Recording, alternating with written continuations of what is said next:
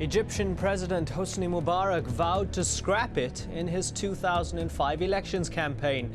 But 3 years later, the controversial emergency law has been extended further. Just what exact purpose is this law serving? This is Inside Story.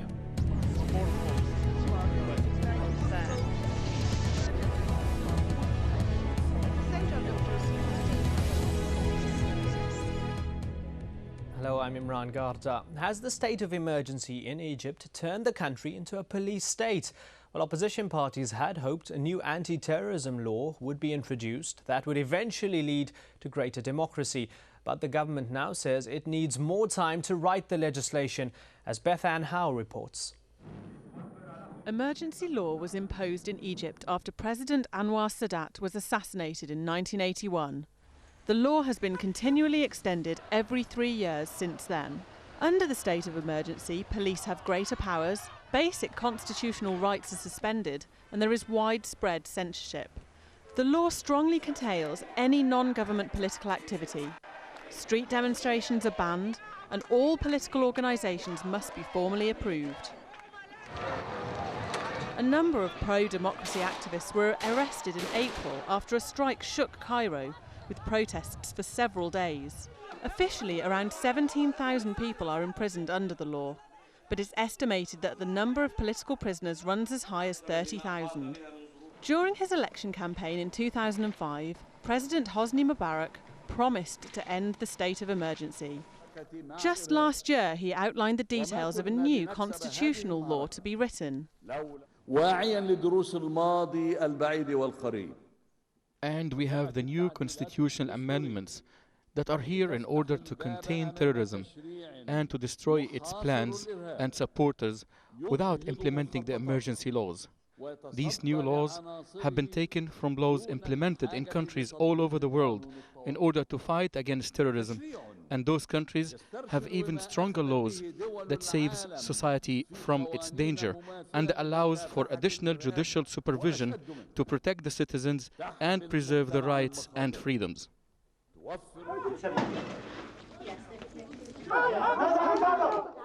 The government claims the law is aimed at preventing terrorist activity in Egypt, but the past 11 years have seen some of the worst terror attacks in the country's history. So 27 years after it was introduced, the government says it still needs the emergency rule. In extending the law, Mubarak's regime claims it has failed to prepare an anti-terrorism law in time. Opposition groups say the law is being used to protect the corrupt, and it is in the interests of the current regime to maintain the state of emergency. In reaction to the extension of the law, opposition group the Muslim Brotherhood claimed the government's reasoning was feeble and called for greater democracy. But with a 2-year extension to the emergency law, the Egyptian people will have to wait a little longer for a democratic solution. Beth Ann Howe for Inside Story. Well, joining our discussion today are our guests. In Cairo, Majid Rida Boutros. He's a member of the Policies Committee of the ruling National Democratic Party. In London, Robert Springborg, the director of the London Middle East Institute at the School of Oriental and African Studies, SOAS. Thank you very much for joining us, gentlemen. Mr. Boutros, if I could start off with you, why did President Mubarak renege on his 2005 promise? Let me state a story first, short one. When I was a child, my dad imposed some iron bars around my window. So I was so frustrated. He deprived me from my divine rights. Then I complained a lot. When I grew up, I found out those iron bars protected my well-being.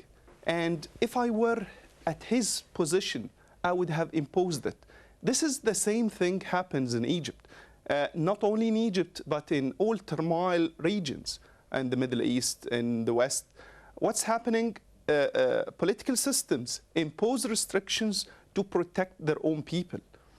They have restrictions over the rights of the people, freedoms of the people. Why? To protect the ultimate well-being of those people. What you're saying is that the people of Egypt are like children who can't make up their own minds. The government has to do it for them. Who said so? I mean, we elect this government for our well-being. They are elected by our free will. This is like by all political systems, all political regimes are elected and act in this way. We elect them to take such decisions. Robert Springborg in London, are you buying any of that? Do you agree with any of it? Well, I'm not so convinced. Boutros Boutros-Ghali, who, as you know, is a Nobel Prize winner, former Minister of State of Foreign Affairs, and indeed the uncle of the incumbent finance minister in Egypt, is quoted as saying that the extension of the emergency law and the emergency law itself is unnecessary.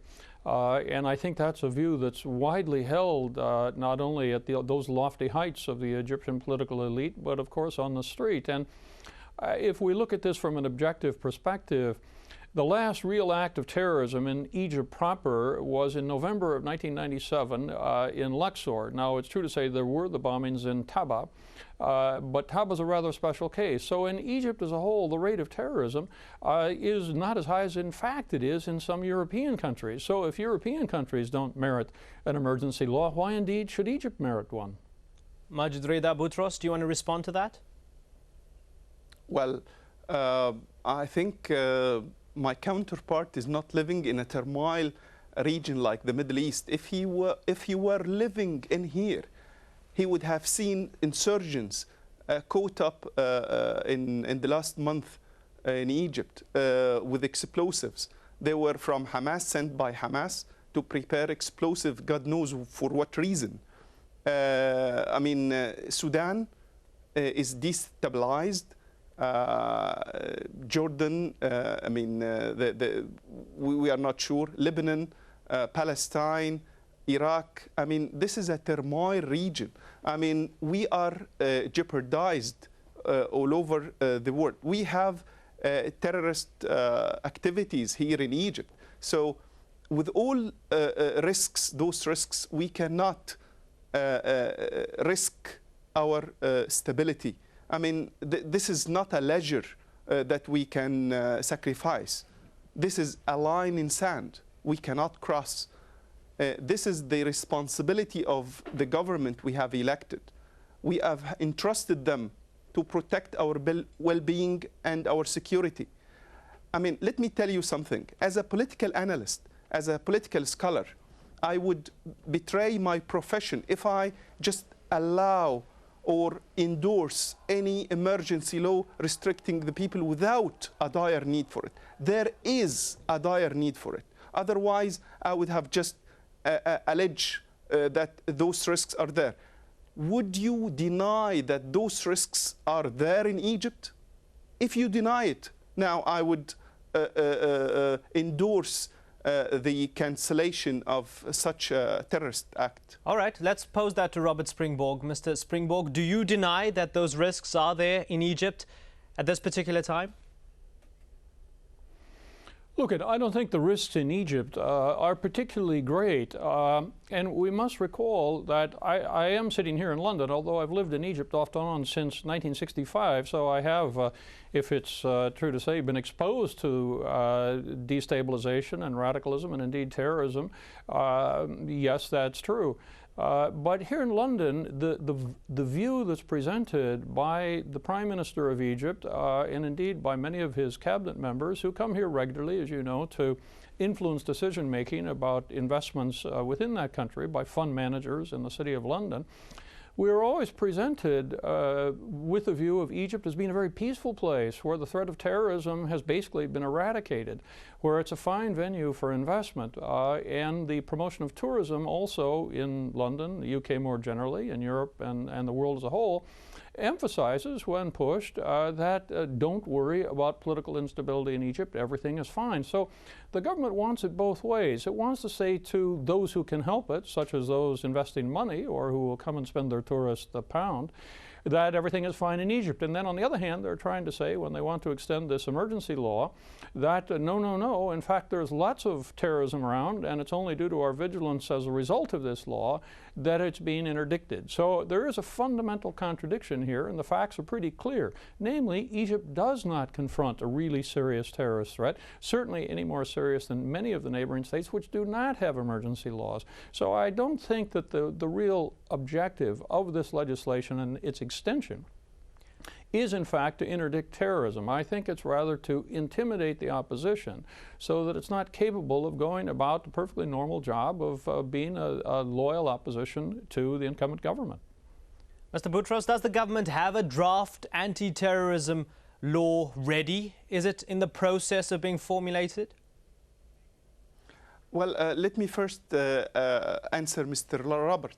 Mr. Robert answered his question. He's saying that there is a contradiction. The government alleged that there is a terrorism when it wants to intimidate the opposition, and says it's stability when it wants to attract investors.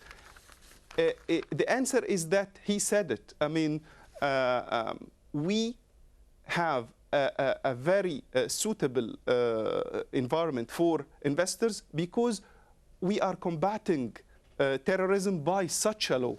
We are suppressing terrorism. We are avoiding, we are preventing it from happening. That's why we have stability, thanks to such a law. So there is no contradiction whatsoever.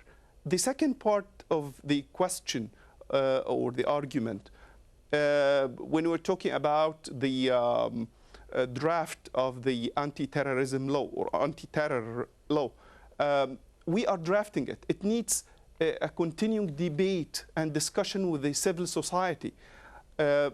What happened in the West, in the United States and Britain, they have enacted certain laws and legislations, and they have amended it. We don't have the leisure to do so. So we try to discuss it more to avoid what happened earlier, because we don't want any amendment or changes to an enacted legislation. So, all right, Mr. Boutros, sorry to interrupt you. I know we take plenty of time. I need to come in there because we need to take a break. It is time for a short break. But when we come back, we continue to ask, has the emergency law helped increase or decrease attacks in Egypt? Do stay with us.